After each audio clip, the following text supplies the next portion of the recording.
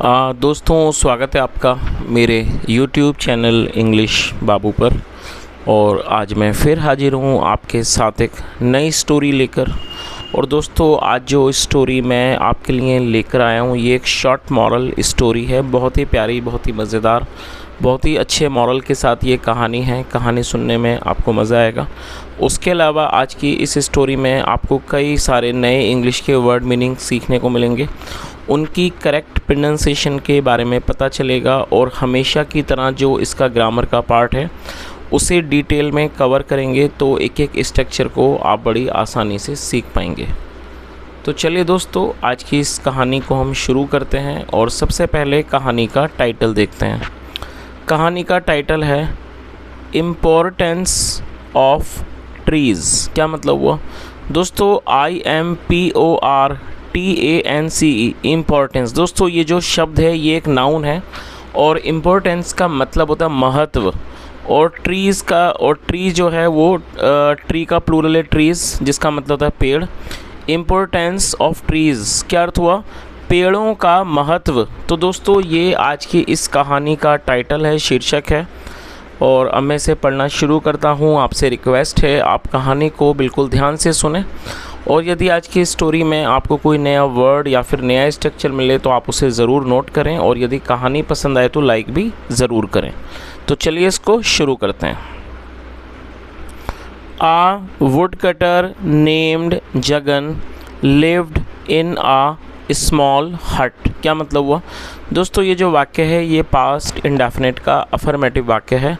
और जब हम पास्ट इंडेफिनिट में कोई भी अफर्मेटिव का वाक्य बनाते हैं तो वहाँ वर्ब की सेकंड फॉर्म का यूज़ किया जाता है। लिव मतलब रहना और सेकंड फॉर्म है लिव्ड। तो क्या अर्थ हुआ? आ वुड कटर। वुड कटर का मतलब होता है लकड़हारा, लकड़ी काटने वाला। नेम्ड मतलब नामक। आ वुड कटर नेम्ड जगन। एक जगन नामक लकड़हारा लिव्ड रहता था इन आ स्मॉल हट, एक छोटी झोंपड़ी में। तो पूरी लाइन का क्या अर्थ निकला कि एक जगन नामक लकड़हारा एक छोटी झोंपड़ी में रहता था। He was very poor. दोस्तों, ये जो वाक्य है ये सिंपल पास्ट का वाक्य है। सिंपल पास्ट का मतलब होता है जब हम पास्ट में कोई ऐसा वाक्य बनाएं जहाँ पर वॉज या वर का इस्तेमाल हेल्पिंग वर्ब के रूप में किया जाता है, साथ में नाउन या एडजेक्टिव को लेकर वाक्य बनाया जाए। ही वॉज वेरी पुअर, वह बहुत गरीब था। ही had 4 members in his family. दोस्तों, आप इस स्ट्रक्चर को जरूर नोट कर लीजिए। ये जो वाक्य है ये पास्ट का पजेसिव वाक्य है। सबसे पहले आप समझिए पजेसिव का मतलब क्या होता है। पजेसिव का मतलब होता है किसी के पास कुछ होना दर्शाना।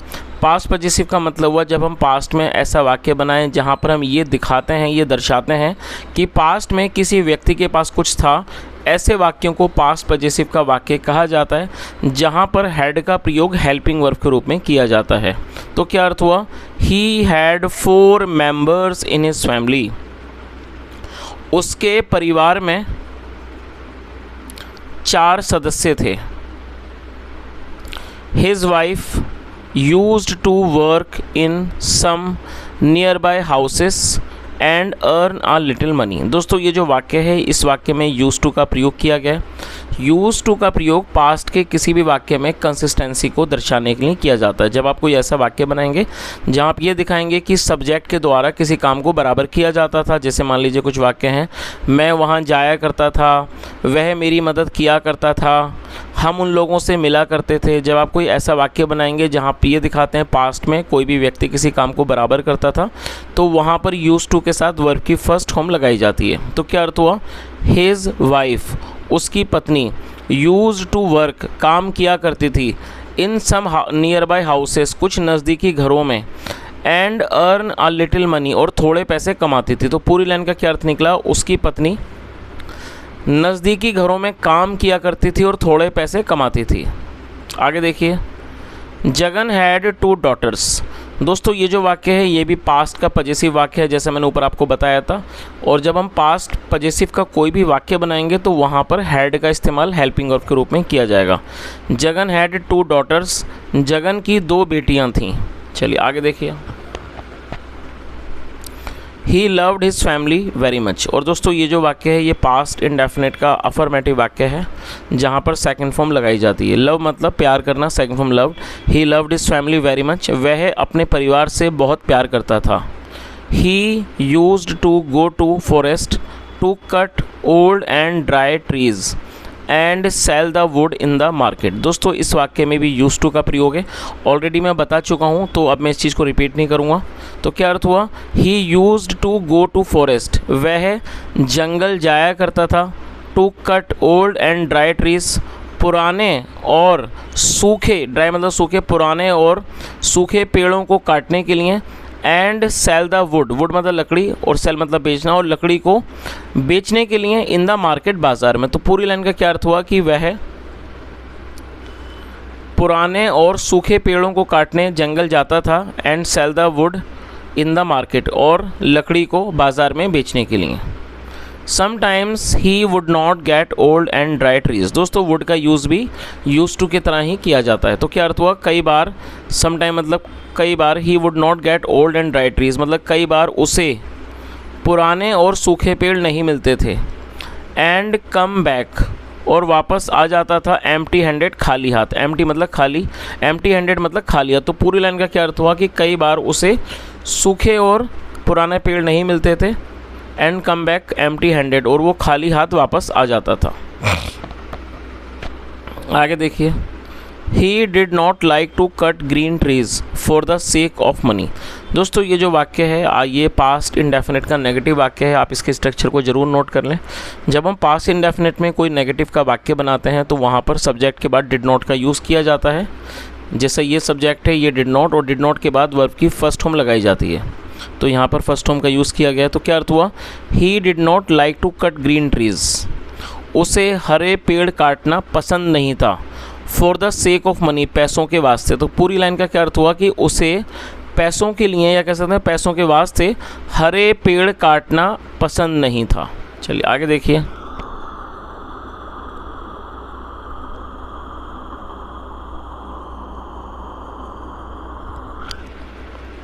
One day when he came back without any wood from the forest, his daughter said। क्या अर्थ हुआ, वन डे मतलब एक दिन, when he came back। दोस्तों ये भी पास्ट का वाक्य है, कम मतलब आना, सेकंड फॉर्म केम, और बैक मतलब वापस।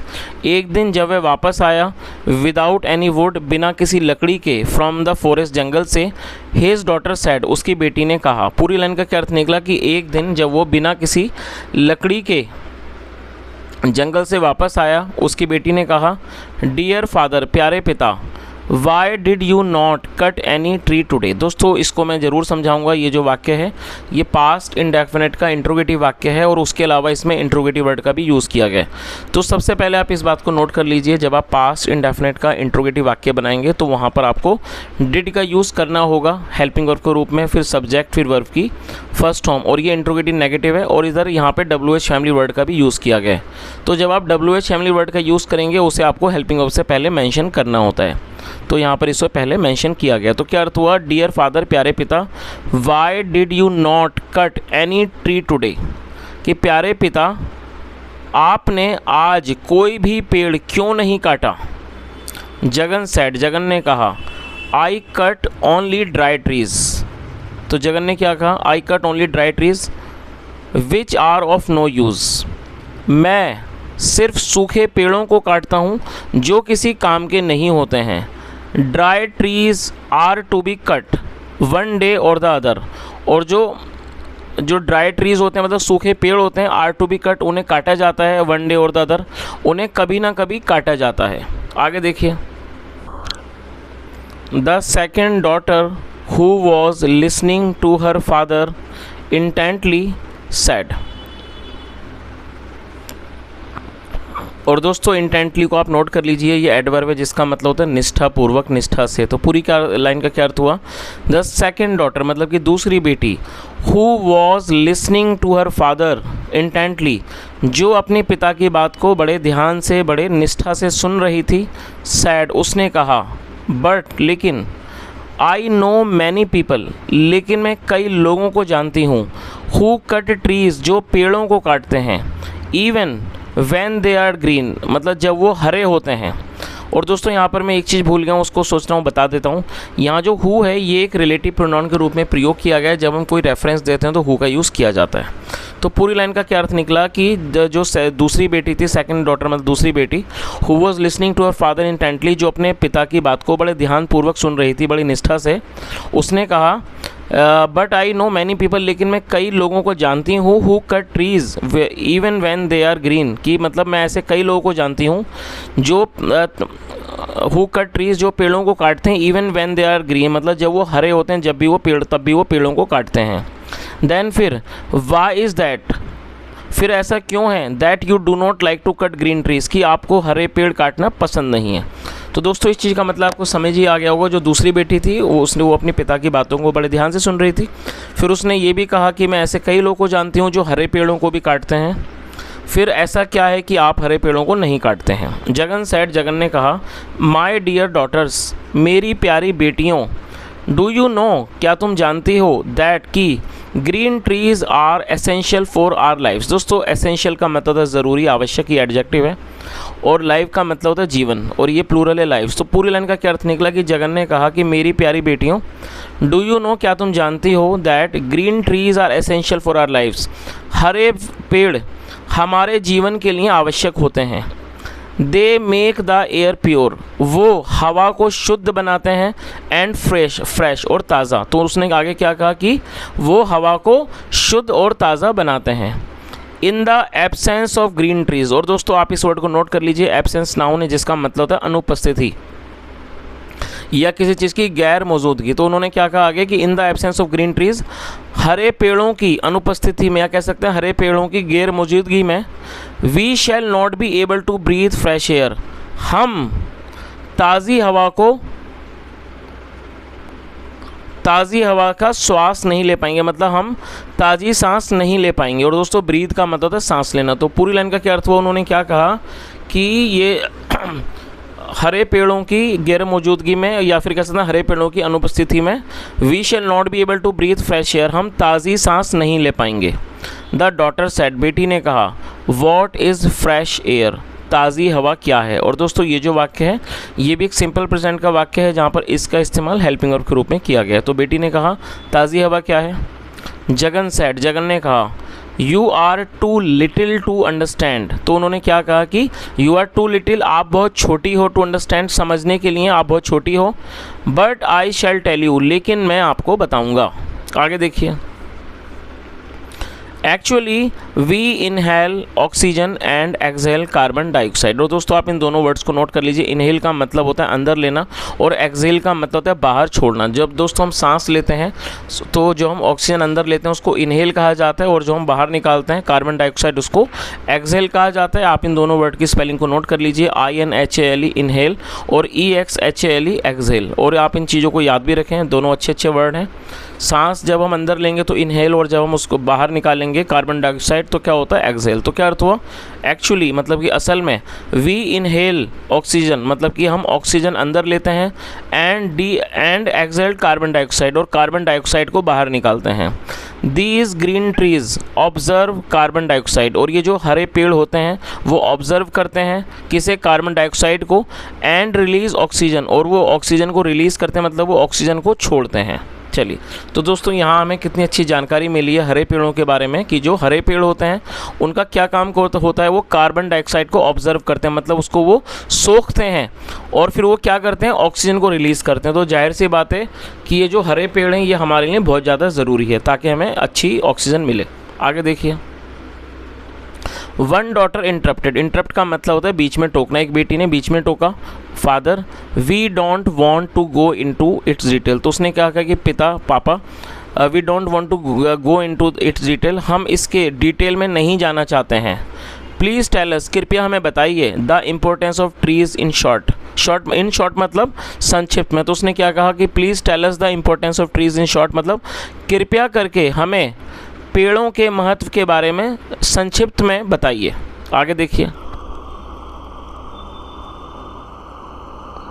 जगन सेड, जगन ने कहा ओके ठीक है, लिसन सुनो, the trees make our environment healthy. दोस्तों एनवायरनमेंट मतलब वातावरण, जो ट्रीज़ होते हैं वो हमारे वातावरण को स्वस्थ बनाते हैं। एंड चेक स्टॉर्म्स, और दोस्तों CHEC के चेक का मतलब था रोकना, किसी चीज़ का निरोध करना। And check storms and floods, और वो तूफान और बाढ़ को रोकते हैं। तो पूरी लाइन का क्या अर्थ हुआ कि जगन ने क्या कहा कि जो पेड़ हैं वो हमारे वातावरण को स्वस्थ बनाते हैं और तूफानों को और बाढ़ों को रोकते हैं। We can also make furniture from trees, और हम पेड़ों से फर्नीचर भी बनाते हैं।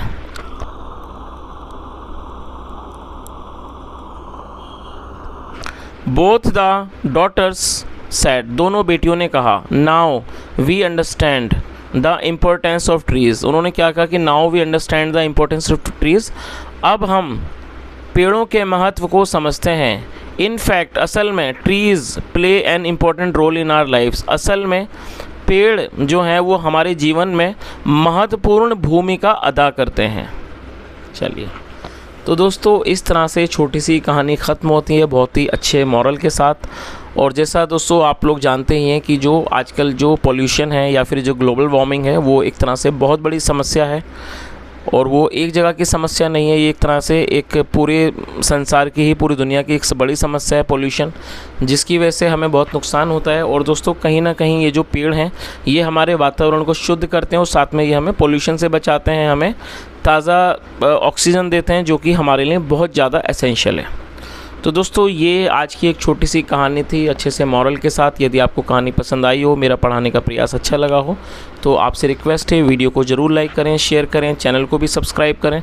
और दोस्तों अपने आसपास का जो वातावरण उसको साफ़ रखें, और हो सके तो ज़्यादा से ज़्यादा पेड़ पौधे अपने घरों के आसपास लगाएं, क्योंकि अगर हमारे घरों के पास हरियाली ज़्यादा होगी तो जो प्रदूषण है वो भी रुकेगा और उसके हमें फ़ायदे भी मिलेंगे।